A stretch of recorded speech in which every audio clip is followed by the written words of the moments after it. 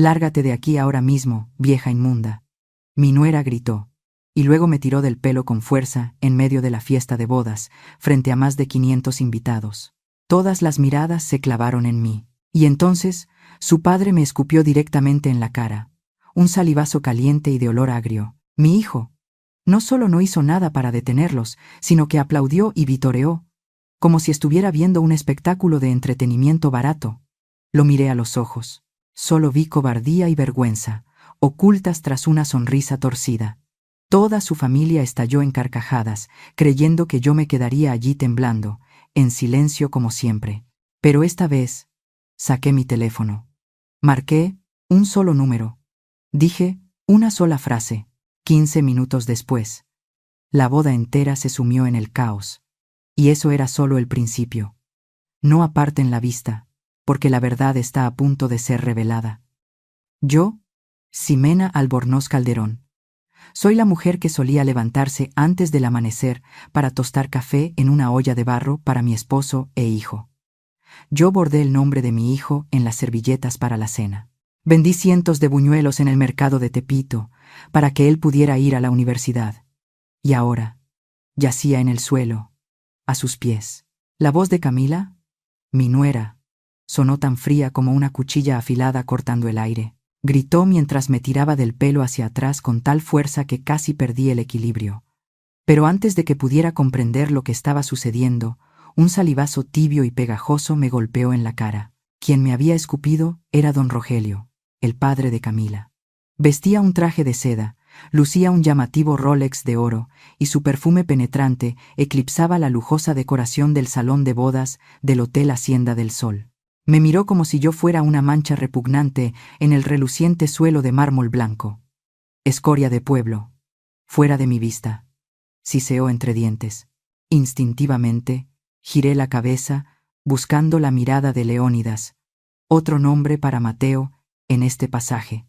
Mi hijo estaba a solo unos pasos de mí, impecable en su traje a medida y corbata de color vino tinto. La luz del escenario iluminaba su rostro con un brillo radiante, pero no podía ocultar su mirada esquiva. «Hijo», balbuceé. Antes de que pudiera decir más, Camila intervino. «Este es nuestro día importante. ¿Podrías no arruinarlo, por favor?». Lo dijo en voz baja, pero la escuché perfectamente. Cada palabra fue como un martillazo en mi pecho. Sentí que mi cuerpo se tambaleaba. La música seguía sonando.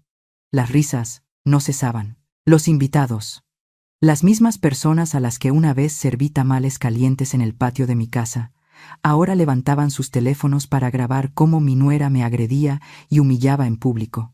Intenté mantenerme en pie, pero mis piernas temblaban como gelatina. Caí de rodillas, golpeándome con fuerza contra el duro suelo de baldosas. Un brazo chocó contra una copa de vino, y el líquido rojo se derramó sobre mi vestido. Ese rojo parecía sangre. Un camarero se acercó vacilante, con la intención de ayudarme a levantar, pero Camila lo señaló y gritó: «Déjala ahí. Ese es su lugar». Esa frase trazó una línea. De ser una madre, me convertí en una sirvienta sin nombre. Un obstáculo. Don Rogelio se echó a reír, dándole una palmada en la espalda a su hija. «¿Lo ves, hija? Por fin nos deshicimos de esa campesina en la boda. Ahora sí parece una fiesta de la alta sociedad». Por un momento, quise gritar. Quise levantarme y abofetear esas caras burlonas. Pero no lo hice. Permanecí en silencio. Apreté el dobladillo de mi vestido sucio con mis manos callosas. Respiré hondo. El olor a café quemado, perfume barato, vino tinto, y el sabor metálico de la sangre en mi garganta, todo se mezcló en un amargo cóctel de humillación. Nadie me tendió una mano. Nadie en absoluto. Solía creer que si me callaba, si aguantaba, todo estaría en paz. Pero me equivoqué. El silencio no es perdón. El silencio es desaparecer. Y yo ya no quería desaparecer. Me limpié la cara. Por primera vez en mi vida, miré directamente a mi hijo, que ya no era el niño al que solía dormir con viejas canciones de cuna. Vi claramente la cobardía en sus ojos. Solté una risa seca, hueca, como si me burlara de mí misma. Me levanté con dificultad. Cada movimiento era doloroso. La cabeza me ardía. El pelo todavía caía despeinado sobre mi frente. Pero logré ponerme en pie. Con toda la dignidad que me quedaba, salí del salón de banquetes, sin mirar atrás, sin derramar una sola lágrima, y sin decir una sola palabra. Pero me hice una promesa a mí misma, que pagarían por esto, no con lágrimas, sino con lo mismo que me habían arrebatado hoy. 3 metros. Solo 3 metros separaban mis rodillas magulladas de sus zapatos de charol italiano. En cualquier otro momento, esa distancia no habría significado nada. Pero ahora parecía un abismo, un océano oscuro que se había abierto entre madre e hijo. Mateo, susurré. Mi voz se quedó atorada en mi garganta. Lo vi dudar. Por una fracción de segundo, vi un destello del niño que crié. Hizo un ademán, como si fuera a extender la mano. Mi corazón dio un vuelco. Ahí está, pensé. Va a ayudarme. Pero entonces sintió la mirada de Camila. Sintió el peso de los ojos de su suegro sobre su nuca, y la mano de Mateo se detuvo en el aire. No bajó hacia mí. Bajó hacia su propio saco. Se alisó la solapa. Se sacudió una mota de polvo invisible. Se preocupó por su traje, ese traje azul marino que costaba más de lo que yo ganaba en un año entero lavando ropa ajena. Miró sus zapatos brillantes. Luego miró el charco de vino en el piso, cerca de mi mano. Hizo una mueca de disgusto. Tenía miedo de ensuciarse. Tenía miedo de que una gota de mi desgracia manchara su imagen perfecta. Se acercó un poco más. Se inclinó ligeramente hacia mí. Mi corazón latía con fuerza, esperando una disculpa, un consuelo. Pero cuando abrió la boca, escuché la voz de un extraño. Mamá. Su voz era un siseo bajo, áspero. Levántate. Deja de hacer teatro. Las palabras me golpearon más fuerte que el suelo. ¿Teatro? ¿Él pensaba que esto era una actuación? ¿Que me gustaba estar tirada a los pies de su suegro con un escupitajo en la cara? Por favor, levántate, ya continuó, apretando los dientes. No hagas más el ridículo. Me estás avergonzando. Te estoy. ¿Avergonzando? Repetí. ¿Teatro? ¿Él pensaba que esto era una actuación? ¿Que me gustaba estar tirada a los pies de su suegro con un escupitajo en la cara? Por favor, levántate, ya continuó, apretando los dientes. No hagas más el ridículo. Sentí como algo se rompía dentro de mi pecho, como si una cuerda tensa se hubiera cortado de golpe. Me estás avergonzando. Esas 3 palabras resonaron en mi cabeza, borrando 40 años de recuerdos. De repente, mi mente viajó al pasado, a las noches que pasé, cosiendo ajeno para pagar sus libros de derecho, a los días que comí frijoles y tortillas para que él pudiera ir a la universidad privada, porque ahí van los hijos de la gente importante, me decía. Le di todo. Le di mi juventud, le di mi fuerza. Mis manos están ásperas y agrietadas por el cloro, para que las suyas pudieran ser suaves y sostener una pluma fina. Y ahora, él usa esa educación, esa posición que yo construí con mi sudor, para mirarme desde arriba, para juzgarme. Mateo, dije, con un hilo de voz. Soy tu madre. Me acaban de escupir. Tu esposa me golpeó. Él resopló con impaciencia. Camila está nerviosa. Es su día especial, y tú siempre tienes que ser el centro de atención, con tu torpeza. Si no te levantas ahora mismo y te vas, te juro que no te lo voy a perdonar. Papá Rogelio está furioso. Papá Rogelio. Llamaba papá al hombre que acababa de escupir a la mujer que le dio la vida. Miré hacia arriba, hacia su rostro perfectamente afeitado. Y entonces, lo vi. Realmente lo vi. Ese hombre parado frente a mí no era Mateo. Mi Mateo, el niño que se aferraba a mi falda cuando tenía miedo, había muerto. Lo que tenía delante era un cascarón vacío, un muñeco que hablaba con la voz de su suegro y se movía según los hilos de su esposa. El dolor agudo en mi pecho comenzó a transformarse. La tristeza profunda se enfrió, se endureció. Dejó de ser una herida abierta y empezó a convertirse en una cicatriz de acero. Me sequé las lágrimas con el dorso de la mano, con fuerza. Ya no quería llorar. Llorar es para los que tienen esperanza de ser consolados. Y yo acababa de perder esa esperanza. Mateo seguía ahí, mirándome con impaciencia, moviendo el pie rítmicamente. Esperaba que yo obedeciera, como siempre, como la madre sumisa que siempre dice sí, mijo. Pero algo había cambiado. El olor a perfume caro y a hipocresía me revolvió el estómago. Él quería que me levantara para salvar su imagen. Bien, me levantaría. Pero no por él, no por su reputación. Me levantaría por mí, porque si me quedaba un segundo más en ese suelo, a sus pies, yo también moriría. La esperanza que soy desaparecería para siempre. Apoyé las palmas de las manos en el mármol frío. Me dolían las muñecas. Me dolía el alma. Pero empujé contra el suelo con toda la rabia que había estado guardando. Me puse de rodillas. Mateo no me ayudó. Solo dio otro paso atrás para darme espacio, como si temiera contagiarse de mi pobreza. Lentamente, me puse de pie. Me alicé el vestido gris. Con dignidad, me toqué el cabello revuelto. Y luego, levanté la barbilla. Miré a Mateo, directamente a los ojos. Él esperaba ver a su madre derrotada. Esperaba una disculpa. Pero se encontró con la mirada de una mujer que acababa de despertar. No te preocupes, Mateo, dije. Mi voz ya no temblaba. Era baja pero firme. No voy a arruinar tu futuro. Él pareció aliviado. Soltó el aire. Creyó que había ganado. Bien, dijo, acomodándose la corbata. Ahora vete. Sal por la puerta lateral. Asentí. Pero mientras él se giraba para volver con su esposa, creyendo que el problema estaba resuelto, mi mente viajó hacia atrás. Necesitaba recordar. Necesitaba entender cómo habíamos llegado a este punto, para tener la fuerza de hacer lo que tenía que hacer. El niño que crié había desaparecido. Y ahora, frente a este extraño, supe que mi silencio había terminado.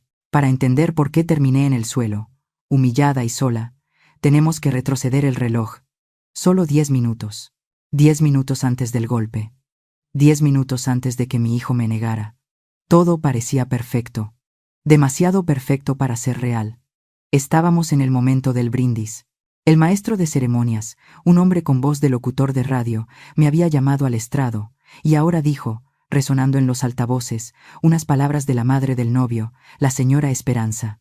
Recuerdo que me temblaban las piernas al subir los 3 escalones hacia la mesa principal. No estaba acostumbrada a las luces brillantes ni a tener un micrófono en la mano. Yo soy mujer de cocina, de patio, de hablar bajito con mis vecinas. No de discursos frente a la alta sociedad de Guadalajara, pero estaba feliz. Dios sabe que estaba feliz. Miraba a Mateo y lo veía tan elegante, tan logrado. Miraba a Camila y a pesar de sus desplantes durante los preparativos, pensaba que se veía hermosa, como una princesa de cuento. Tomé la copa de cristal que me ofrecieron. Era fina, delicada, de esas que da miedo romper con solo mirarlas. Estaba llena de vino tinto. Un vino oscuro, espeso, caro. «Salud», dije al micrófono. Mi voz sonó pequeña, en aquel salón inmenso. Que Dios los bendiga, hijos míos. Que nunca les falte el pan y el amor en su mesa. Alcé la copa hacia ellos. Camila me miró con una sonrisa ensayada, de esas que no llegan a los ojos. Pero aceptó el brindis. Fue cuando intenté acercarme, para chocar mi copa con la suya. Solo quería hacer ese sonido cristalino. Chin chin. El sonido de la celebración. Pero no vi la alfombra. Era una alfombra persa, gruesa y pesada, que decoraba el centro de la pista. Alguien, quizás un mesero apurado, había dejado una esquina ligeramente levantada, un pliegue invisible para mis ojos cansados. El tacón de mi zapato se atoró. Fue un instante, un maldito instante que cambió mi vida. Sentí que perdía el equilibrio. Intenté sujetarme de la mesa, del aire, de lo que fuera, pero la gravedad fue más rápida que mis reflejos de 64 años. Mi cuerpo se fue hacia adelante, y la mano que sostenía la copa se sacudió por instinto. El vino salió volando. Lo vi en cámara lenta. Vi el líquido rojo dibujar un arco en el aire, brillando bajo las luces de los candelabros. Era hermoso y terrorífico a la vez. Y luego, aterrizó. No cayó al suelo. No cayó en el mantel. Cayó directamente sobre el regazo de Camila, sobre el encaje francés importado, sobre las perlas bordadas a mano en el pecho y la falda de su vestido blanco inmaculado.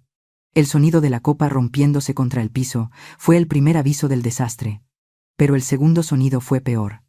No, el grito de Camila no fue humano. Fue el aullido de alguien a quien le acaban de arrancar un pedazo de piel. Se puso de pie de un salto, tirando su silla. Se miró el vestido con horror. La mancha roja se expandía rápidamente, bebiéndose la blancura de la tela, pareciendo una herida mortal en medio de la fiesta. «Mi vestido», chilló, con los ojos desorbitados. «Estúpida, mira lo que hiciste». Yo me quedé paralizada, con la mano aún extendida en el aire, vacía. «Perdón, hija, perdón», balbuceé. Me acerqué instintivamente. Saqué un pañuelo de papel arrugado que tenía en mi manga. Quería ayudar. Quería limpiar. Quería borrar el error. «No me toques», me gritó ella, manoteando mi brazo con fuerza. «No te atrevas a tocarme con tus manos sucias.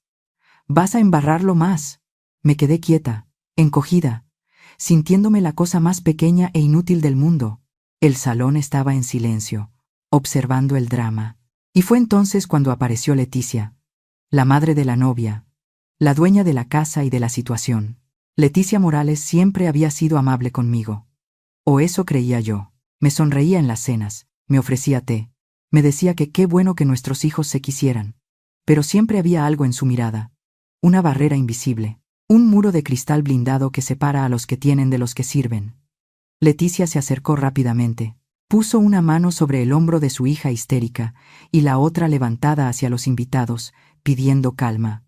«Tranquilos, tranquilos todos», dijo con voz alta y clara, sonriendo con una dulzura que daba miedo. «Es solo un pequeño accidente. Un poco de vino no mata a nadie. La orquesta, por favor, sigan tocando». La música volvió a sonar, vacilante. Los invitados volvieron a sus murmullos, creyendo que la crisis había pasado. Leticia se giró hacia mí.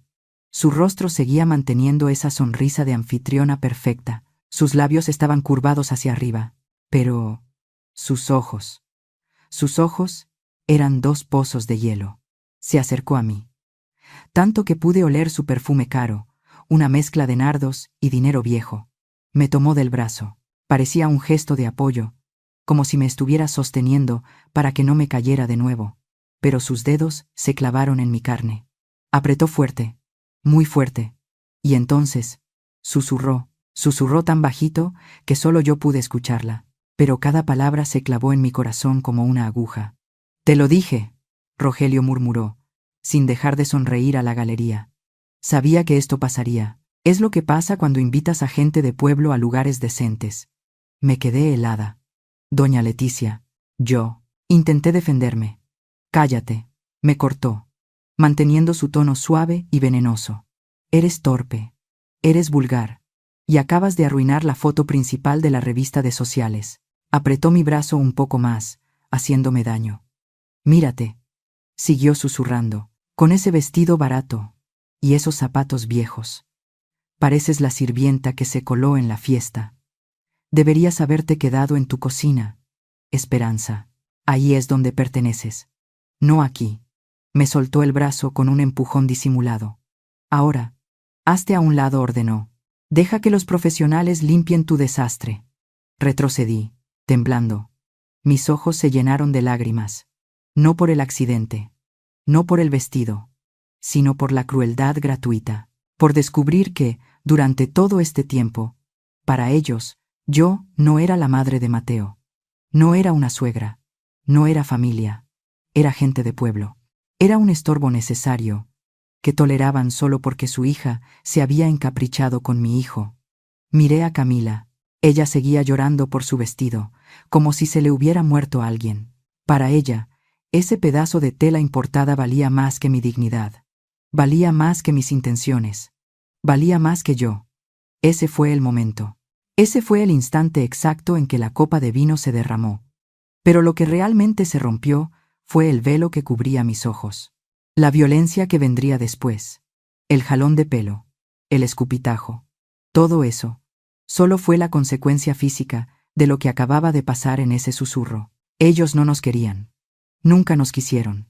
Y mi hijo, mi pobre Mateo, estaba ahí, mirando todo, sin saber que su madre acababa de ser sentenciada por el delito de ser pobre y torpe. Retrocedí un paso más, chocando con la mesa de los pasteles.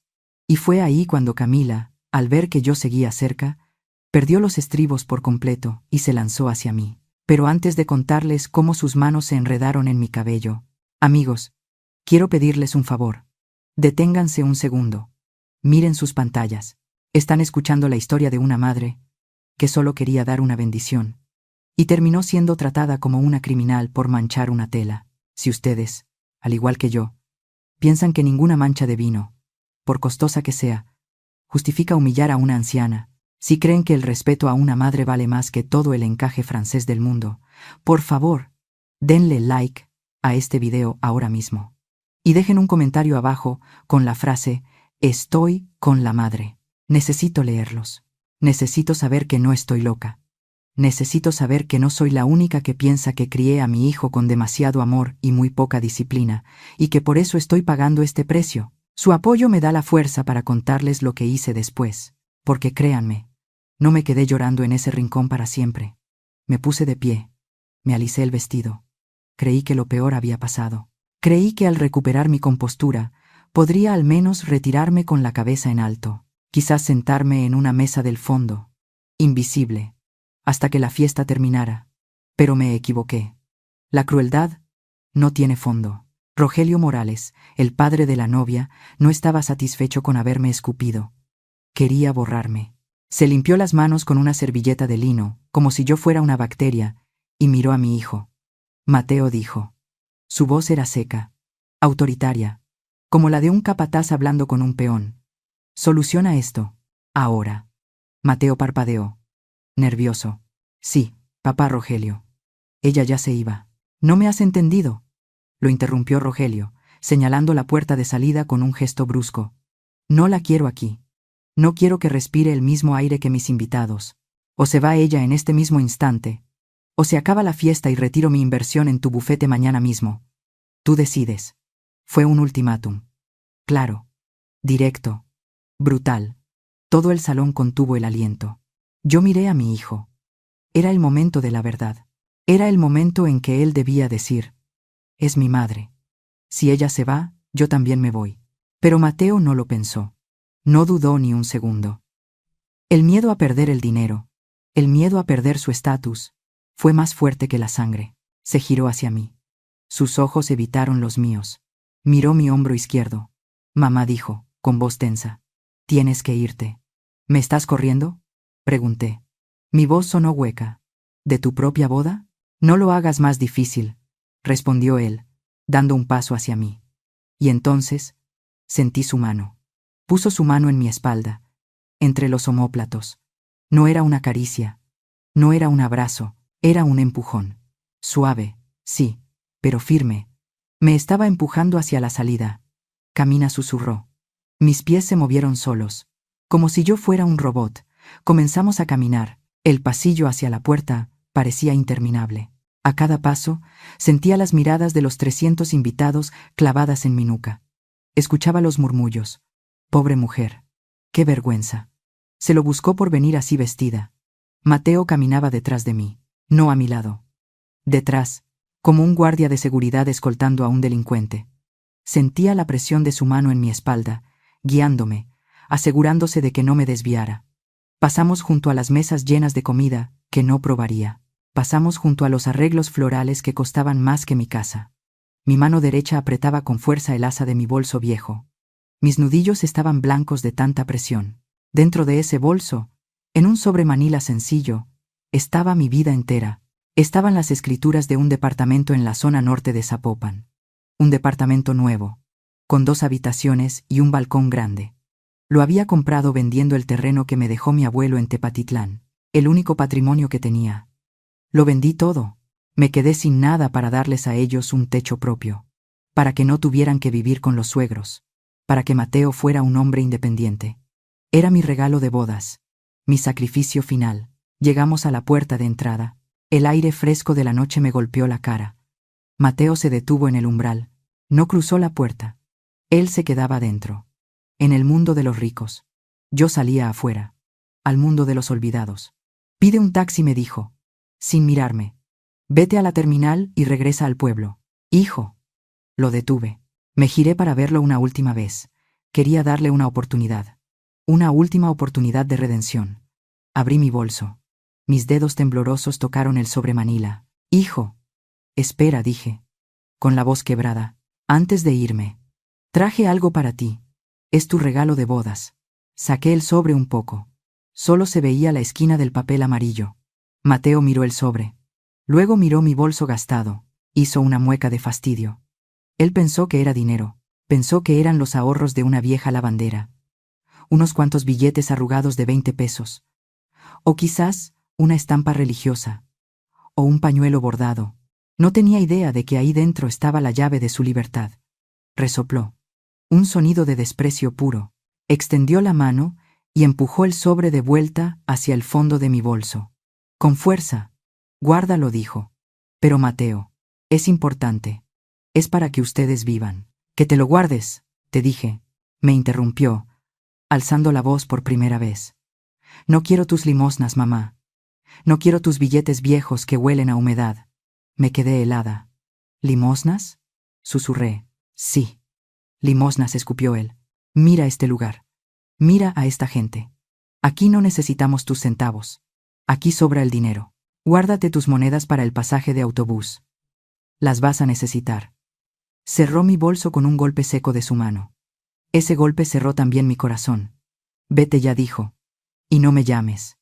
Nosotros te llamaremos cuando volvamos de la luna de miel. O quizás después.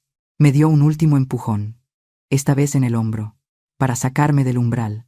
Di un paso atrás, tropezando hacia la grava del estacionamiento. Mateo agarró la manija de la enorme puerta de madera tallada. Me miró una última vez. No hubo despedida. No hubo te quiero. No hubo perdón. Solo hubo el sonido de la madera pesada cerrándose. ¡Clam!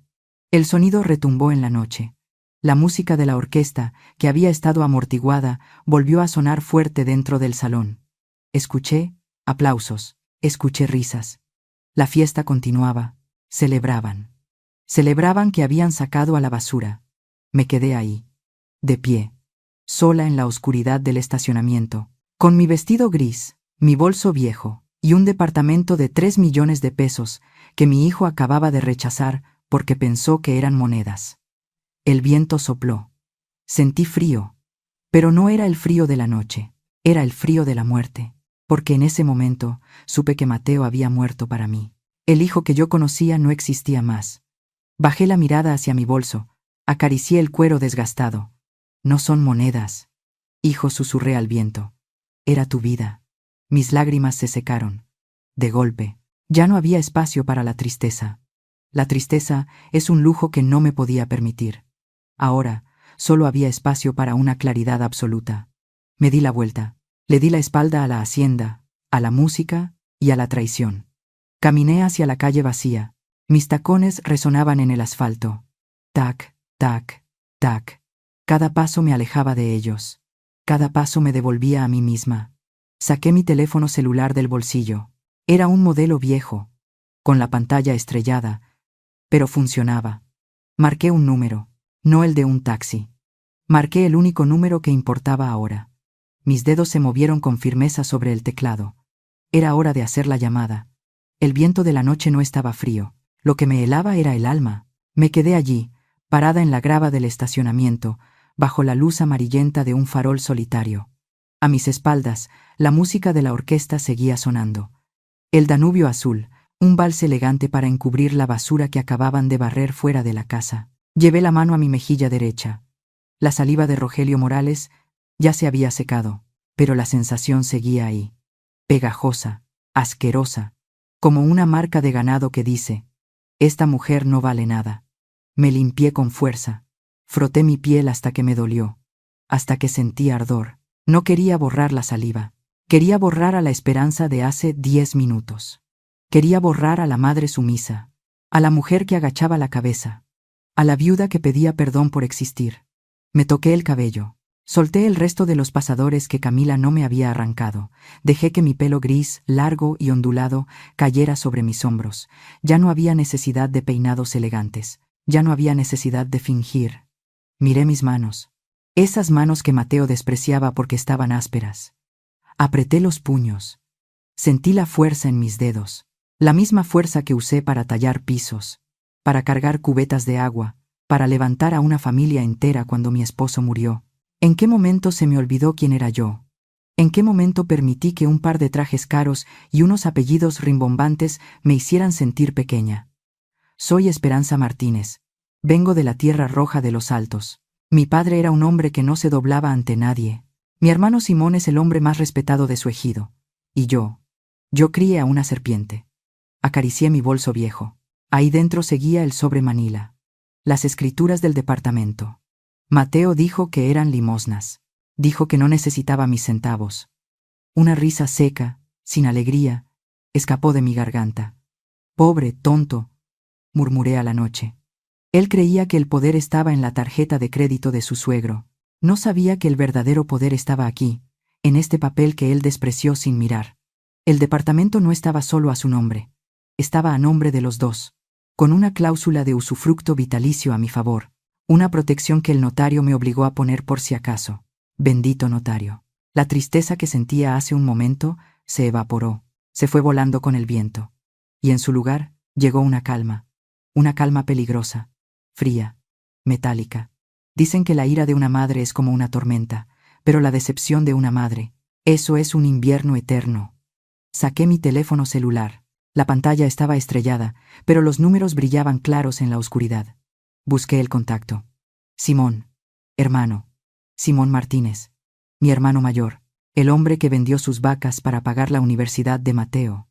El hombre que trabajó de sol a sol para que a mi hijo no le faltara nada. Simón, que se negó a venir a la boda porque dijo: esa gente no es trigo limpio.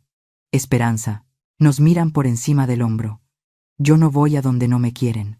Él tenía razón. Siempre tuvo razón. Presioné el botón de llamar. El tono sonó una vez, 2 veces. ¿Bueno? La voz de Simón era gruesa, rasposa por el tabaco. Sonaba preocupado. ¿Esperanza? ¿Pasó algo?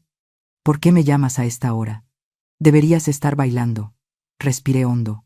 No quería que mi voz temblara. Y para mi sorpresa, no lo hizo. Simón, dije. Mi voz sonó irreconocible. Grave. Autoritaria. ¿Qué tienes, mujer? Te oyes rara. Tenías razón, hermano. En todo. Hubo un silencio al otro lado de la línea. Simón conocía mis silencios. Sabía leerlos mejor que nadie. ¿Qué te hicieron?, preguntó. Su tono cambió. Ya no era preocupación. Era una amenaza contenida. Me corrieron, Simón. ¿Qué? Me corrieron de la boda. Mateo me echó a la calle. Su mujer me golpeó.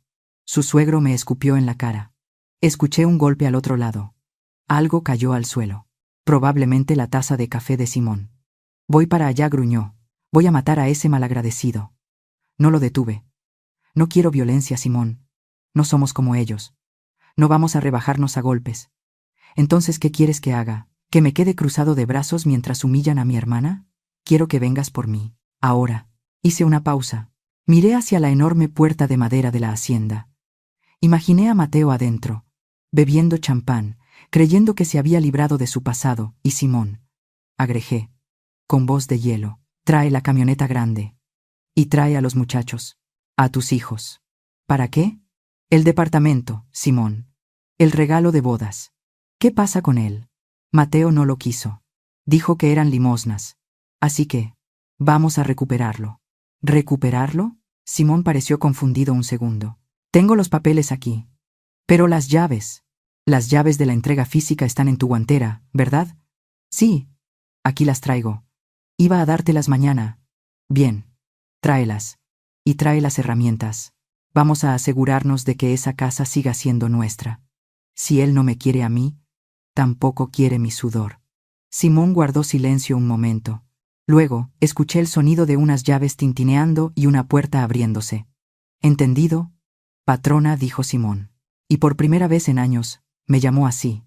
Como me llamaba papá. Llego en 15 minutos. Espérame ahí. Y Esperanza. ¿Sí? No llores. Ya no, hermano. Se me acabaron las lágrimas.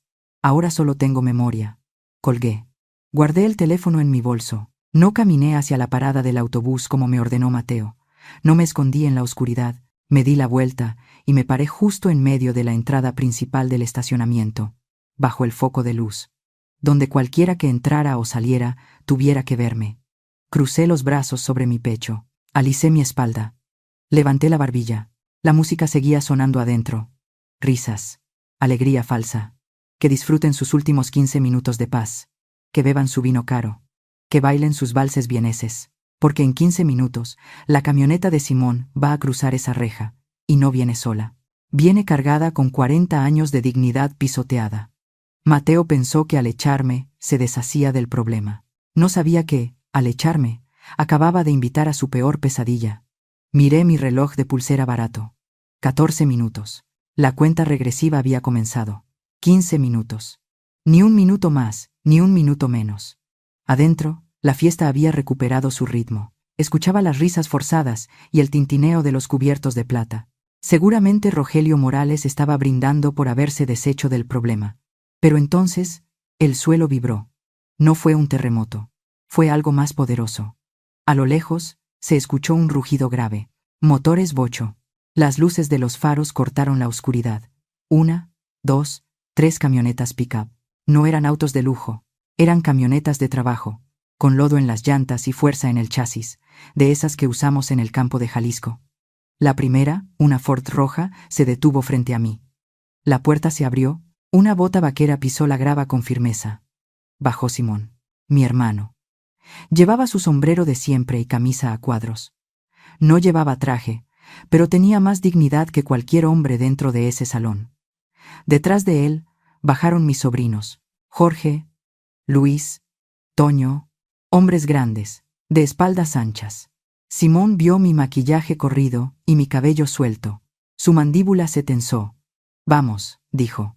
Caminó hacia la puerta principal. Yo fui detrás, protegida por la muralla de mis sobrinos. Los guardias de seguridad intentaron acercarse, pero Simón los fulminó con una mirada de patrón. Los guardias se apartaron. Simón empujó las puertas dobles.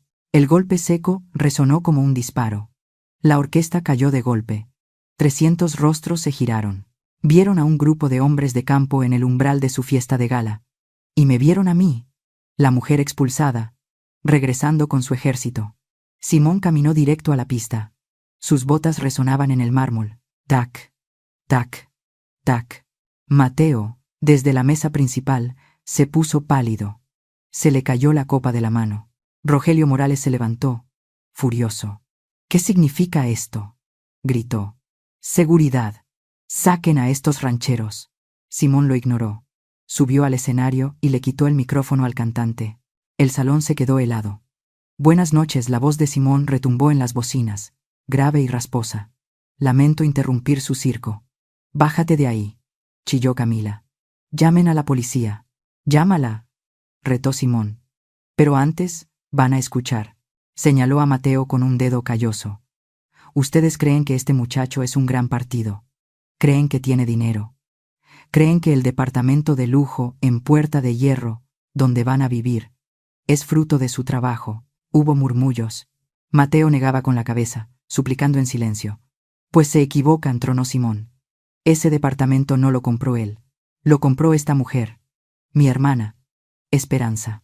Señaló hacia donde yo estaba parada. Ella vendió la tierra de nuestros abuelos.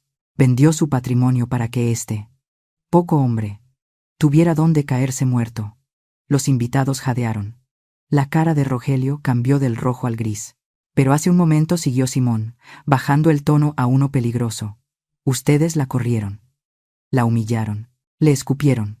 Simón miró a Rogelio a los ojos. El gran empresario bajó la vista. Dijeron que era basura. Dijeron que sus cosas eran limosnas. Se giró hacia Mateo. Sobrino, dijiste que no querías sus centavos, ¿verdad? Tío, espera, balbuceó Mateo. Cállate, gritó Simón. Ya hablaste cuando echaste a tu madre. Ahora me toca a mí.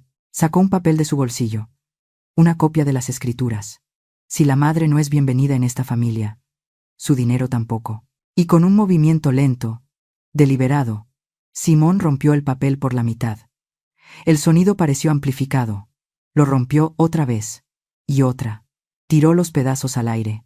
Cayeron como confeti barato sobre la pista. El trato se canceló, sentenció. El departamento sigue siendo de Esperanza. ¿Y ustedes? Ustedes se quedan con el novio.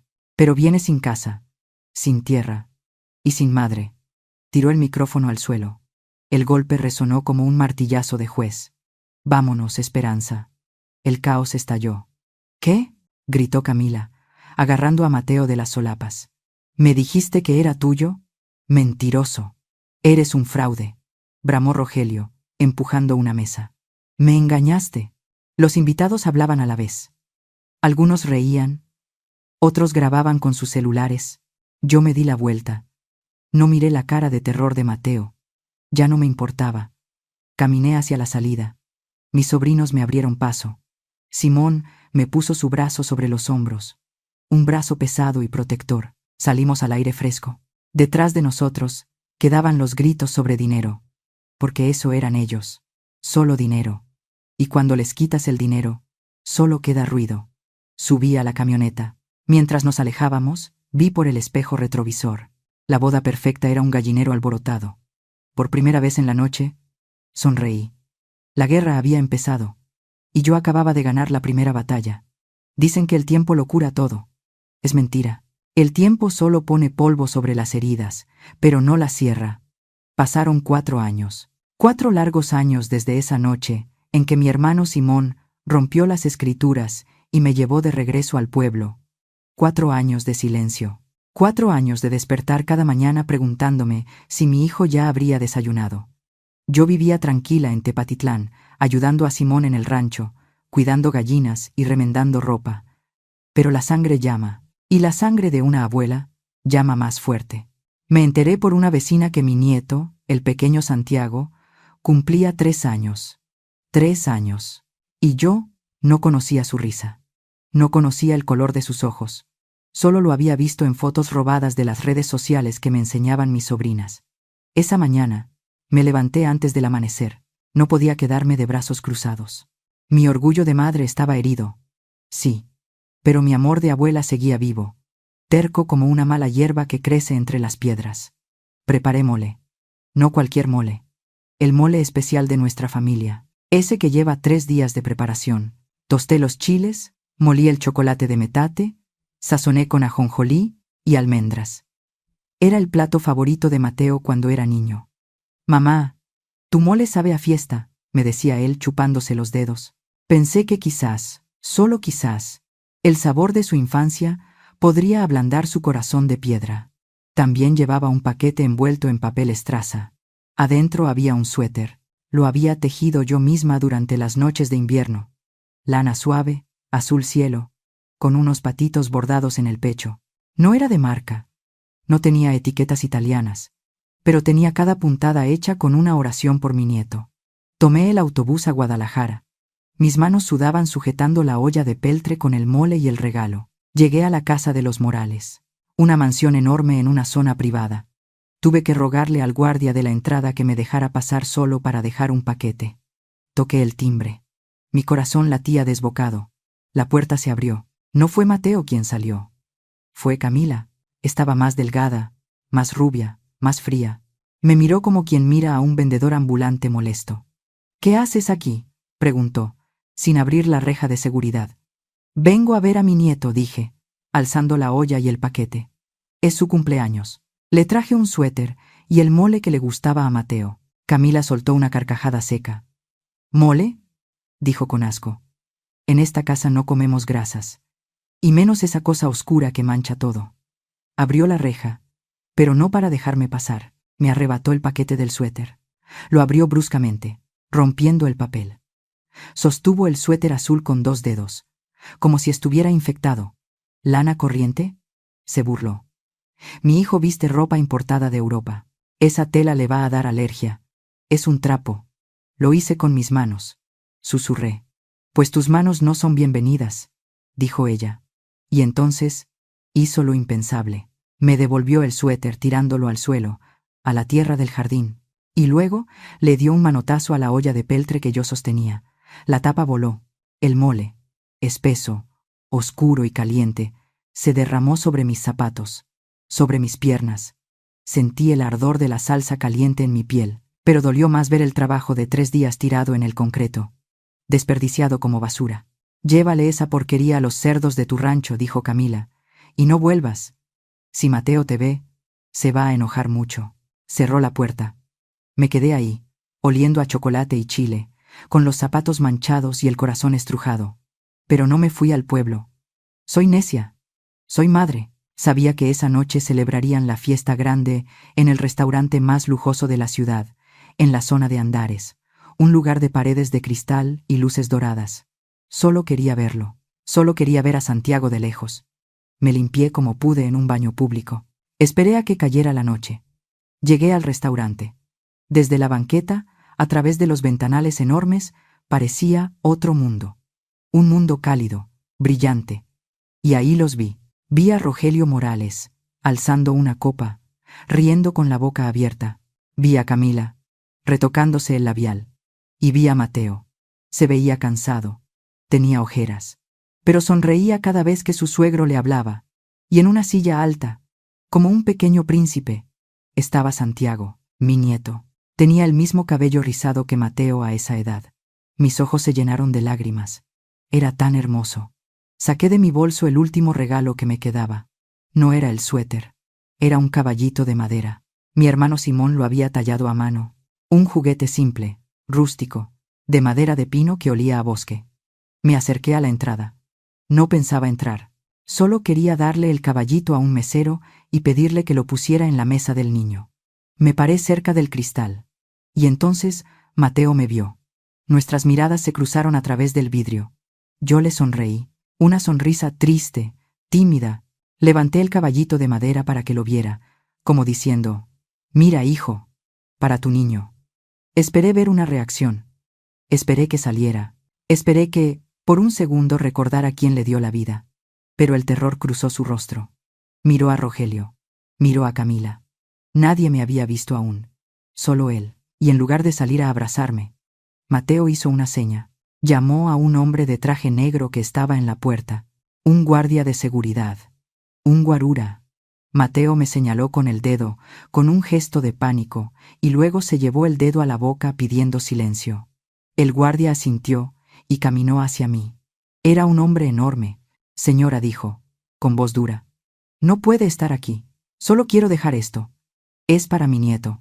Intenté explicar. «Los clientes VIP se quejan de la gente que pide limosna», me cortó el hombre. «No soy mendiga, soy la madre de él». No me dejó terminar. Me agarró del brazo. Fuerte. Sus dedos se clavaron en mi carne vieja. «Váyase», gruñó. Me jaló. Me arrastró lejos de la ventana, lejos de la luz. «Suélteme», grité. Me empujó hacia la orilla de la calle. Mis pies tropezaron con el borde de la banqueta. Caí. Caí de rodillas sobre el cemento frío. El caballito de madera se me escapó de las manos y rodó por el suelo, quedando con una pata rota. Empezó a lloviznar. Una lluvia fina, helada, que se mezclaba con la vergüenza. Desde el suelo levanté la vista hacia el ventanal. Mateo estaba ahí, de espaldas a mí. Ya no miraba hacia afuera. Lo vi tomar una botella de vino. Lo vi inclinarse servilmente para llenar la copa de su suegro. Lo vi reír de un chiste que seguramente no le causaba gracia. Me había visto ser arrastrada como un animal. Me había visto caer. Y me había dado la espalda. Para él, yo era un estorbo visual.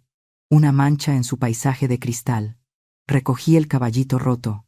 Lo abracé contra mi pecho. Ahí, bajo la lluvia, algo murió definitivamente dentro de mí. La esperanza de que mi hijo volviera. Se apagó. El amor incondicional, ese que dicen que las madres nunca pierden, se congeló. Ya no sentía dolor. Sentía un vacío inmenso. Y en ese vacío nació una nueva certeza. Mateo ya no era mi hijo. Era solo un títere de carne y hueso. Y los títeres no tienen corazón. Nuestras lágrimas se parecen mucho a la lluvia, pero queman más. Mis lágrimas se mezclaron con el agua sucia de la banqueta esa noche. Me pregunté 1000 veces, ¿qué hice mal? ¿Acaso amarlo demasiado fue mi pecado? ¿Acaso darle todo lo convirtió en esto? Amigos, me duele el pecho solo de recordarlo. Si ustedes todavía están escuchando, si su corazón se ha encogido un poquito con esta imagen de una madre tirada en la calle mientras su hijo brinda con champaña, por favor, ayúdenme. Escriban el número 1 en los comentarios. Solo un número 1, para saber que no estoy sola en esta banqueta fría, para saber que hay alguien ahí, al otro lado, que me sostiene la mano mientras les cuento cómo el destino, o la justicia divina, se encargó de cobrar esta factura. Porque créanme, la factura llegó, y fue muy alta. Espero ver sus unos. Su presencia es mi fuerza para contarles el final. Dicen que la justicia divina a veces tarda, pero siempre llega. Y en estos tiempos modernos, a veces llega a través de una pantalla de celular. Yo no lo supe esa noche. Yo regresé a la terminal de autobuses empapada, con mi caballito de madera roto, sintiéndome la mujer más miserable de Jalisco. Pero alguien nos vio. Alguien estaba cenando en la terraza de enfrente. Un muchacho joven, de esos que viven pegados al teléfono, grabó todo. Grabó a los guardias arrastrándome. Grabó cómo caí de rodillas. Grabó cómo Mateo, mi propio hijo, me dio la espalda para seguir bebiendo vino. Y lo más importante, grabó mi rostro bañado en lágrimas y lluvia mientras abrazaba el juguete roto. A la mañana siguiente, cuando desperté en el rancho de Simón, el mundo había cambiado. Mis sobrinas llegaron corriendo a mi cuarto. «Tía, tía, mira esto», gritaban, con los ojos como platos. Me pusieron el teléfono en la cara. Ahí estaba yo, en un video de TikTok que ya tenía 3 millones de vistas. El título, en letras rojas y amarillas, decía: «Empresarios, millonarios humillan a abuelita en Andares». Indignante. Leí los comentarios. Eran miles. Miles de extraños, defendiéndome. Qué poca madre tiene ese tipo. ¿Cómo pueden tratar así a una señora mayor? Yo conozco a ese tipo. Es Mateo, el abogado. Y el suegro es Rogelio Morales, el de las importadoras. Con la mamá no se mete nadie, desgraciados. México estaba furioso. Y cuando México se enoja, no perdona. Pero eso no fue todo. Como si fuera una bola de nieve rodando cuesta abajo, el Internet hizo su magia. Los usuarios empezaron a investigar. Son mejores que el FBI. Algún invitado de aquella boda maldita de hace 4 años, desempolvó el video viejo. El video de Simón, rompiendo las escrituras. El video donde se ve a Camila gritando por su vestido, mientras yo estaba tirada en el suelo. Unieron los puntos. Ya no era solo un incidente aislado, era una saga de crueldad. Las redes sociales estallaron. El hashtag Justicia para la abuela se hizo tendencia número 1. La gente empezó a bombardear las páginas de la empresa de Rogelio. Ratero, abusador. No compren ahí. Los teléfonos de la oficina de Rogelio Morales no dejaban de sonar, pero no eran clientes. Eran periodistas. Eran activistas. Eran socios comerciales cancelando pedidos. Me contaron después que esa misma mañana, las acciones de la empresa de Rogelio cayeron en picada. Un contrato millonario con una firma estadounidense se canceló al mediodía, alegando cláusulas de ética y moral. El dinero, ese Dios al que ellos adoraban, los estaba abandonando. Y Camila. Ah, Camila. La rata es la primera en saltar cuando el barco se hunde. Al ver que su imagen de socialité perfecta se desmoronaba, hizo lo que mejor sabía hacer: mentir. Subió un video a sus historias de Instagram. Aparecía sin maquillaje, con los ojos llorosos, probablemente con gotas artificiales, haciéndose la víctima. «Amigos, estoy devastada», decía con voz temblorosa. Yo no sabía nada. Mateo es un hombre controlador. Yo tenía miedo de contradecirlo. Él fue quien echó a su madre. Yo siempre quise ayudarla, pero él me amenazaba. Qué descaro, qué cinismo. Ella, la que me arrancó el pelo. Ella, la que tiró el suéter de mi nieto a la basura, ahora le echaba toda la culpa a su marido para salvar su pellejo. Y Mateo, mi pobre y estúpido Mateo, se quedó solo en medio de la tormenta. Esa tarde, él fue a la oficina de su suegro. Pensaba que podrían arreglarlo. Pensaba que con un comunicado de prensa y un poco de dinero, callarían a la gente. Entró al despacho de Rogelio.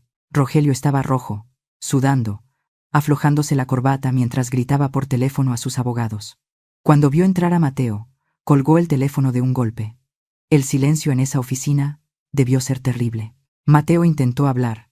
«Papá Rogelio, tengo un plan. Podemos decir que la señora estaba ebria y que…».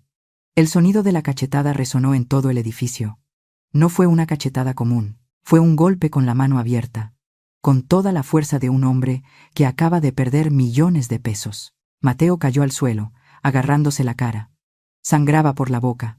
Rogelio se paró sobre él, temblando de rabia. «¡Cállate, imbécil!», rugió Rogelio. «Por tu culpa. Todo esto es por tu culpa». Mateo lo miró, aterrorizado. Pero, yo hice lo que tú querías. Yo la saqué. Trajiste tu miseria a mi casa, gritó Rogelio, pateando el maletín de Mateo. Por tu maldita madre de pueblo perdí el contrato de Texas. Mi apellido está en la basura por vincularme contigo. Rogelio se acercó a su escritorio y sacó un papel. Estás despedido. ¿Qué? Mateo no podía creerlo. Pero soy el director jurídico. Soy tu yerno. Ya no eres nada, sentenció Rogelio. Camila ya está hablando con los abogados de divorcio. Te vas. Ahora. Pero la casa. El coche. La casa es mía. El coche es de la empresa. Todo es mío. Tú llegaste aquí sin nada. Y te vas sin nada. Rogelio presionó el botón del intercomunicador. Seguridad. Vengan a sacar a este individuo. Y revisen que no se lleve ni un clip. Mateo fue arrastrado fuera del edificio de cristal. Igual que yo fui arrastrada fuera del restaurante. Los empleados lo miraban. Algunos se reían. Otros lo grababan con sus celulares. Ahí estaba él, con la camisa rota, el labio partido y sin un peso en la bolsa, expulsado del paraíso artificial que tanto le costó construir a base de traiciones. El karma no es una venganza. El karma es un espejo. Y Mateo acababa de verse reflejado en él. Mientras tanto, en el rancho, yo miraba el video en el celular de mi sobrina. Leía los comentarios de apoyo. No sentí alegría. Una madre nunca se alegra del dolor de un hijo, aunque se lo merezca. Pero sentí paz. Sentí que el universo, por primera vez, había puesto las cosas en su lugar. Se acabó. Hermana, me dijo Simón, poniéndome una mano en el hombro. El castillo de naipes se cayó. Sí, se había caído. ¿Y ahora? Solo quedaban los escombros. Y debajo de esos escombros estaba mi hijo. Solo, sin dinero, sin familia y sin dignidad. La lección apenas comenzaba. Mateo volvió al único refugio que creía tener. Salió del edificio de su suegro con el labio partido y la dignidad hecha pedazos. Caminó hasta la mansión en Puerta de Hierro. No tenía coche. La empresa se lo había quitado en el estacionamiento. Tuvo que tomar un taxi, pagando con los últimos billetes que llevaba en la cartera. Iba pensando que, al menos, tenía a su esposa. Pensaba que Camila, la mujer por la que había sacrificado a su propia madre, lo abrazaría. Pensaba que le diría: no importa el dinero, mi amor, empezamos de cero. Pobre iluso, pobre tonto. Mateo no entendía que hay mujeres que se casan con un hombre, y hay mujeres que se casan con una tarjeta de crédito. Cuando la tarjeta se cancela, el marido caduca. Llegó a la casa. Esa casa blanca, moderna, fría como un hospital, que él llamaba hogar. Abrió la puerta principal. Sus manos temblaban. ¿Camila? Llamó. Nadie respondió. Caminó hacia la cocina. Esa cocina de revista que casi nunca usaban porque siempre pedían comida de restaurantes caros. Y ahí estaba. No estaba Camila cocinando. No. Sobre la isla de mármol italiano había un sobre amarillo, grande, grueso, junto a un vaso de jugo verde a medio terminar. Mateo se acercó. Leyó el encabezado del documento. Demanda de divorcio incausado y disolución de sociedad conyugal. Las letras bailaron ante sus ojos. Sorpresa. Mateo giró sobre sus talones. Camila estaba ahí, recargada en el marco de la puerta que daba a la terraza. Pero no estaba sola. Junto a ella, con una camiseta deportiva ajustada y una toalla al cuello, estaba Beto, el entrenador personal del gimnasio. Un muchacho 10 años más joven que Mateo, con más músculos que cerebro. Beto tenía la mano puesta con confianza en la cintura de Camila, en la cintura de su esposa. ¿Qué? ¿Qué hace él aquí? Tartamudeó Mateo. ¿Qué es esto, Camila? Camila soltó una risita. Caminó hacia la mesa. Tomó el vaso de jugo y le dio un sorbo, sin quitarle la vista de encima a su marido, o ex marido. Beto me está ayudando a relajarme, dijo ella, con un cinismo que helaba la sangre. He tenido un día muy estresante con todo este escándalo que provocaste. ¿Yo? Mateo dio un paso adelante. ¿Tú me estás engañando? ¿Con él? ¿Ahora? Acabo de perder mi trabajo. Tu padre me golpeó. Y te lo mereces, respondió ella, encogiéndose de hombros. Arruinaste mi imagen, Mateo. Me convertiste en el hazmerreír de todo México. ¿Viste los comentarios en Instagram? Me llaman bruja. Me llaman interesada. Te defendí, gritó Mateo. Las lágrimas de frustración empezaron a salir. Eché a mi madre por ti. Me peleé con mi familia por ti. Te di todo. Me diste problemas, lo cortó ella, seca. Me prometiste una vida de lujo, de estatus. Me prometiste que eras un abogado brillante. Y resultaste ser un perdedor que ni siquiera tenía casa propia, un mentiroso que vivía de las limosnas de una vieja de rancho. Beto, el entrenador, soltó una carcajada burlona. Mateo sintió que la sangre le subía a la cabeza. La humillación era insoportable. Se lanzó hacia el entrenador. Quería golpearlo, quería romperle la cara. Pero Mateo es un hombre de escritorio. Beto es un hombre de pesas. El entrenador ni siquiera se esforzó. Solo levantó una mano, empujó a Mateo por el pecho y lo mandó al suelo. Mateo resbaló en el piso pulido y cayó sentado, patético, derrotado. No hagas esto más difícil. Licenciado, dijo Beto, burlándose de su título. Camila miró a Mateo en el suelo con la misma indiferencia con la que se mira un mueble viejo que ya estorba. Firma los papeles, Mateo. Y vete. ¿Irme? Susurró él. ¿A dónde? Esta es mi casa. Error, corrigió ella. Esta casa está a nombre de mi papá. El coche era de la empresa. Las cuentas del banco están congeladas. Tú no tienes nada. Llegaste aquí con una mano adelante y otra atrás, y así te vas. Camila chasqueó los dedos. ¡Ah! Se me olvidaba. Caminó hacia el pasillo y arrastró 2 bolsas negras de basura. Grandes. De esas que se usan para los desperdicios del jardín. Las tiró a los pies de Mateo. Ahí está tu ropa. Tus trajes baratos, tus zapatos, todo. ¿Me estás echando como basura?, preguntó Mateo, con la voz rota. La ironía era tan grande que dolía respirar. Hace 4 años, él me había sacado a mí, su madre, con una mano en la espalda, preocupado por el qué dirán. Ahora, su esposa lo sacaba a él en bolsas de plástico. Mateo se abrazó a las bolsas. El orgullo desapareció. La dignidad se esfumó. Solo quedó el miedo. El miedo puro de un animal doméstico, que de repente se ve en la selva. Se puso de rodillas. Sí. Mi hijo se arrodilló ante esa mujer. Camila, por favor, suplicó, llorando abiertamente. No me hagas esto. Te amo. Puedo arreglarlo. Conseguiré otro trabajo. No tengo a dónde ir. No tengo dinero. No tengo a nadie. Se arrastró un poco hacia ella, intentando tocar el borde de su pantalón deportivo. Por favor, mi amor. No me dejes en la calle. Camila retrocedió para que no la tocara. Su rostro mostró una mueca de asco genuino. El mismo asco con el que me miró a mí el día de la boda. «Qué patético eres», dijo ella. Se agachó un poco, acercando su cara a la de él. Sus ojos brillaban con malicia. «Dices que no tienes a dónde ir», murmuró, fingiendo pensar. Luego, sonrió. Una sonrisa cruel. «¿Por qué no vas con tu mamá?» Mateo se quedó congelado. «Vete con ella», continuó Camila, disfrutando cada palabra. «Vete a llorarle a la falda de esa vieja que vende súpita en el pueblo. Ella seguro te recibe. Las madres perdonan todo, ¿no?» Mateo bajó la cabeza. «Ah, espera», dijo Camila, llevándose una mano a la boca en un gesto de falsa sorpresa. «Se me olvidaba un pequeño detalle». Se levantó y lo miró desde arriba como a un insecto. «Tú la corriste. La humillaste. Dejaste que mi papá le escupiera». Se rió. Una risa fría y cortante. «Creo que ella tampoco te va a querer, Mateo. Estás solo. Completamente solo». Camila miró al entrenador. «Beto, saca la basura, por favor». El hombre musculoso agarró a Mateo por el cuello de la camisa, lo levantó como si fuera un muñeco de trapo y lo empujó hacia la puerta.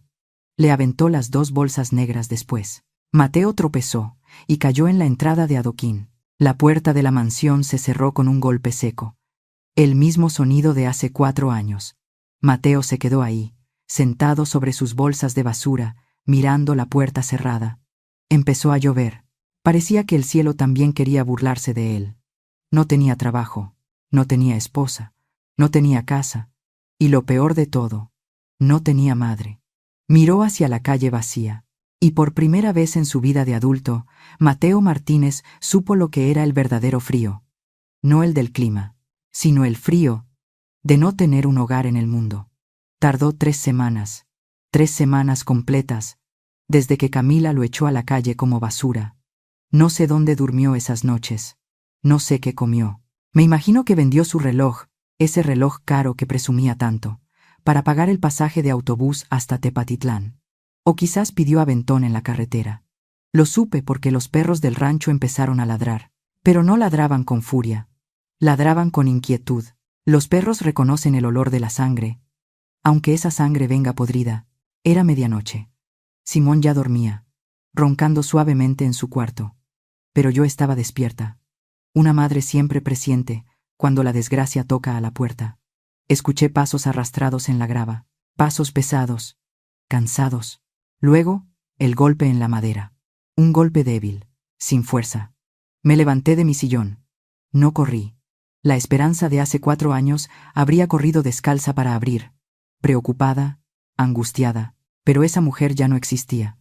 Caminé despacio hacia la ventana que da al porche. Moví la cortina apenas 1 centímetro. La luz de la luna llena iluminaba el patio. Y ahí lo vi. Si no fuera porque lo parí, no lo habría reconocido. Estaba flaco. Su ropa, que alguna vez fue de marca, estaba sucia, rota y llena de polvo. Tenía la barba crecida y el cabello grasoso. Temblaba de frío. Parecía un espantapájaros abandonado a su suerte. Volvió a golpear. Mamá. Su voz era un gemido ronco. Mamá. Abre. Soy yo. Me quedé quieta. Mi mano apretó la tela de la cortina. Mi corazón, ese traidor, quería saltar de mi pecho. Quería abrir la puerta, meterlo, bañarlo con agua caliente y darle un plato de caldo. Pero recordé su espalda.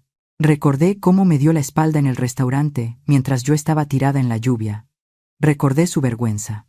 Si abría esa puerta ahora, no lo estaría salvando. Lo estaría condenando a seguir siendo el mismo inútil de siempre. Abrí la ventana. Solo un poco. La reja de metal nos separaba.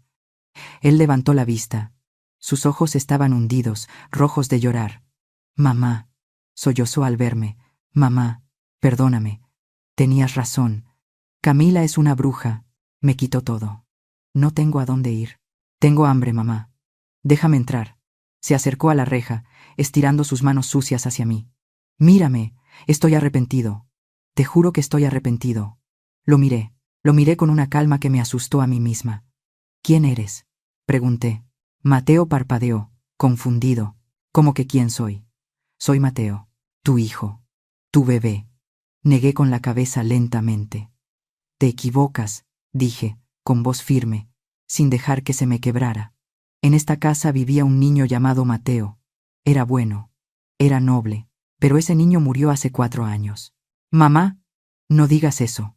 Murió el día de su boda, lo interrumpí, alzando un poco la voz. Murió el día que permitió que un extraño le escupiera a su madre en la cara. Murió el día que prefirió un traje limpio a defender a la mujer que le dio la vida. Mateo cayó de rodillas en la tierra. Empezó a llorar fuerte, como un niño chiquito. Me equivoqué. Fui un estúpido, pero soy tu sangre. No puedes dejarme aquí afuera. Hace frío. Frío, repetí. ¿Sientes frío, Mateo? Yo también sentí frío. Sentí mucho frío en el estacionamiento de esa hacienda cuando me cerraste la puerta en la nariz. Sentí frío en la banqueta de Andares cuando me sacaste con tus guardias. Perdón, perdón, gritaba él, golpeando el suelo. En ese momento, la puerta principal se abrió de golpe. Salió Simón. Mi hermano traía su escopeta vieja en una mano, aunque apuntaba al suelo. En la otra, traía una cobija de lana áspera, de esas que usamos para los caballos. Mateo se encogió, pensando que su tío le iba a disparar. Simón lo miró con desprecio, pero también con una tristeza infinita. Levántate, ordenó Simón. Mateo se puso de pie, temblando. Tío Simón, ayúdame. Dile a mi mamá que me abra. Simón no miró a la ventana. Me respetaba demasiado. Sabía que esta era mi lección. Tu madre no va a abrir esa puerta, dijo Simón, seco. Esta casa es para hombres, no para cobardes. Y tú perdiste el derecho a pisar este suelo limpio hace mucho tiempo. Simón le aventó la cobija. Mateo la atrapó en el aire, torpemente. Ahí atrás está el granero viejo, señaló Simón con la cabeza hacia la oscuridad del patio trasero, donde guardamos las herramientas y el abono. El techo tiene goteras, pero es mejor que la calle. ¿El granero?, preguntó Mateo, incrédulo. ¿Quieres que duerma con las herramientas? ¿Como un animal? ¿Es eso? ¿O largarte al monte con los coyotes?, dijo Simón, dándose la media vuelta. Tú decides, licenciado. Mateo se quedó paralizado. Miró la ventana de nuevo, buscándome. Mamá, ¿de verdad vas a dejar que duerma ahí? Lo miré a los ojos, y dije las palabras más difíciles que he pronunciado en mi vida. Si quieres comer mañana, Mateo, vas a tener que ganártelo. Aquí no mantenemos parásitos. Cerré la ventana. Corrí la cortina. Y solo entonces, cuando él ya no podía verme, me dejé caer al suelo, recargada contra la pared, y me tapé la boca para que no escuchara mis sollozos. Escuché sus pasos alejándose lentamente hacia el granero. Escuché el rechinar de la puerta vieja de madera allá afuera. Me dolió el alma. Sentí como si me arrancaran el corazón. Pero sabía que era necesario. Había pasado toda mi vida protegiéndolo del frío. Y por eso se volvió débil. Por eso se volvió cruel. Ahora, si quería recuperar a mi hijo, tenía que dejar que el frío le enseñara lo que yo no pude. Esa noche, ninguno de los dos durmió. Él temblando en un granero sucio, y yo rezando en mi cama limpia. El verdadero juicio apenas comenzaba. Primer día.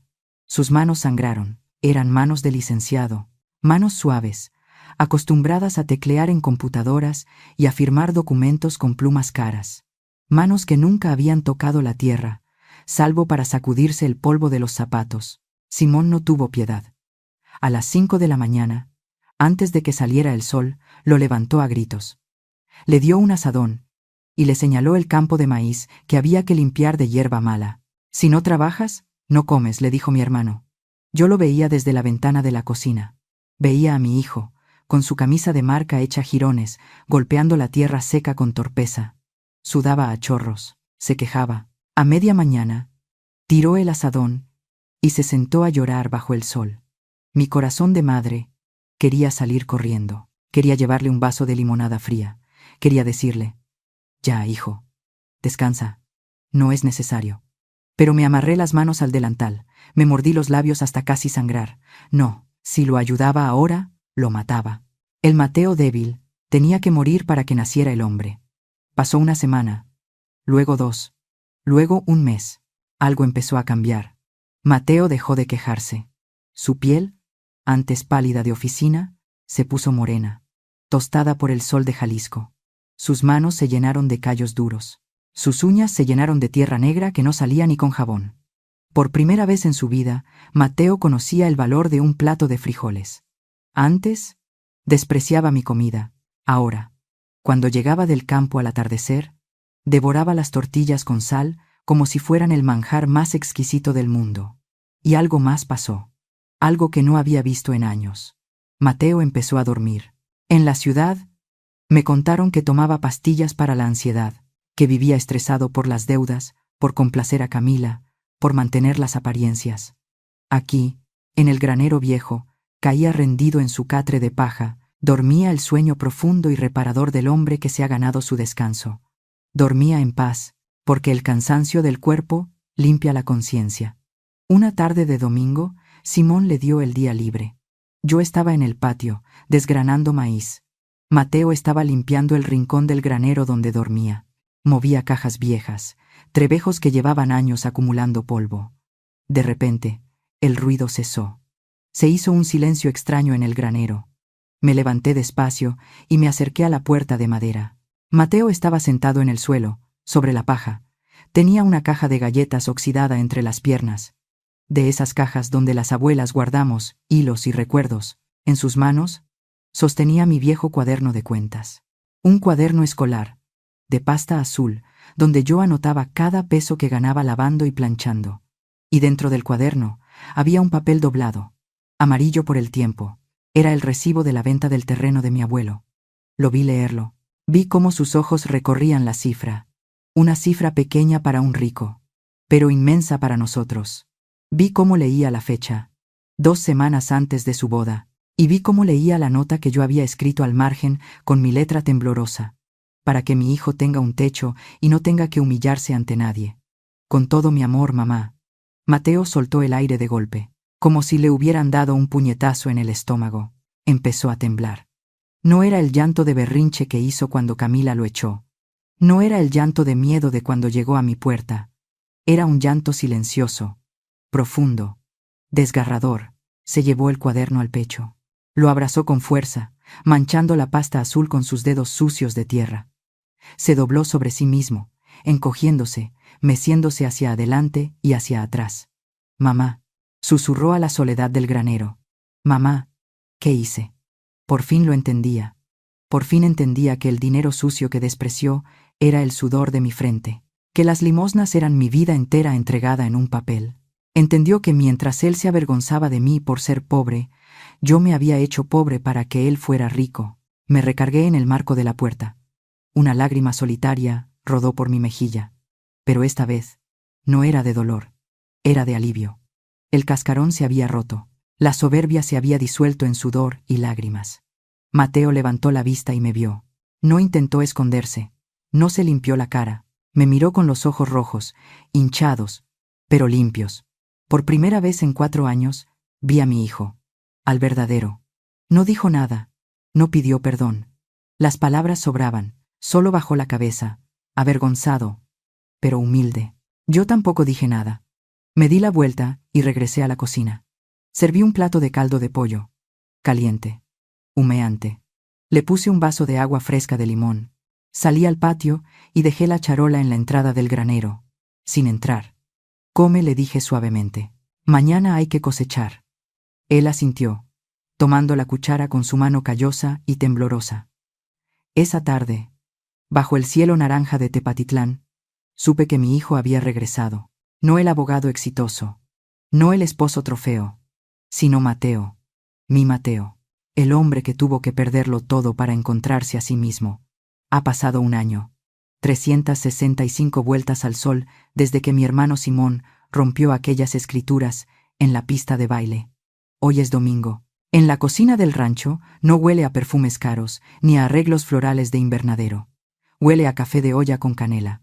Huele a tortillas recién hechas a mano, infladitas en el comal. Huele a chicharrón en salsa verde. Es un olor sencillo, barato, dirían algunos. Pero para mí huele a gloria. Sentado a la mesa de madera, frente a mí, está Mateo. Ya no lleva trajes italianos de 3 piezas. Lleva una camisa blanca de algodón, sencilla, con las mangas arremangadas hasta los codos. Sus brazos, antes pálidos, ahora tienen el color del bronce y la fuerza del trabajo. Trabaja en el juzgado municipal del pueblo. No es el gran director jurídico de una transnacional. Es un escribiente, gana poco. Se pasa el día archivando expedientes y atendiendo a gente humilde que busca justicia. Pero cuando llega a casa, llega con la cabeza alta. Llega cansado, pero limpio de conciencia. ¿Quieres más salsa, mamá?, me pregunta, acercándome el molcajete. Sonrío. Sí, mijo. Gracias. Me sirve con cuidado. Me mira a los ojos. Ya no hay vergüenza en su mirada. Ya no hay miedo al qué dirán. Hay respeto. Hay un cariño tranquilo. De ese que no necesita gritarse para sentirse. Todavía hay una silla vacía en nuestra mesa. La de Santiago, mi nieto. Mateo no lo ha visto en 1 año.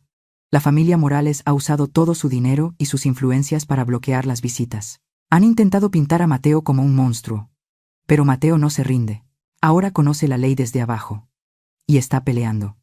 No con sobornos, como hacía antes, sino con paciencia, con papeles, con la verdad.